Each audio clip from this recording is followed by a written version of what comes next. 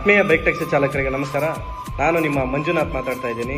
ಈ ವಿಡಿಯೋ ಮಾಡ್ತಿರೋ ಉದ್ದೇಶ ಏನಪ್ಪ ಅಂತಂದರೆ, ನಾಳೆ ನಮ್ಮ ಕಚೇರಿಯಲ್ಲಿ ಗಣರಾಜ್ಯೋತ್ಸವದ ಅಂಗವಾಗಿ ಒಂದು ಧ್ವಜಾರೋಹಣ ಕಾರ್ಯಕ್ರಮವನ್ನು ಹಮ್ಮಿಕೊಂಡಿದ್ದೇವೆ.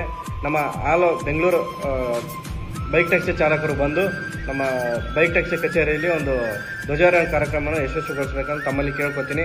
ಅದರ ಜೊತೆಗೇನೆ ನಮ್ಮ ಬೈಕ್ ಟ್ಯಾಕ್ಸಿ ಚಾಲಕರಿಗೆ ಒಂದು ಆಯುಷ್ಮಾನ್ ಕಾರ್ಡು ಹಾಗೂ ಒಂದು ಇ-ಶ್ರಮ್ ಕಾರ್ಡನ್ನು ಮಾಡಿಕೊಡ್ತಾ ಇದ್ದೀವಿ.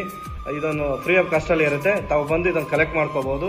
ಹಾಗೂ ನೀವು ರೈಡ್ ಮಾಡೋ ಟೈಮಲ್ಲಿ ನಿಮಗೆ ಏನಾದರೂ ರೈಡ್ ಮಾಡೋಕ್ಕೆ ಏನೋ ನಿಮ್ಮ ಕಡೆಯಿಂದ ಏನೋ ಲೀಗಲ್ ಏನೋ ಪ್ರೂಫ್ ಇದೆಯಾ ಅಂತ ಕೇಳ್ತಾರೆ.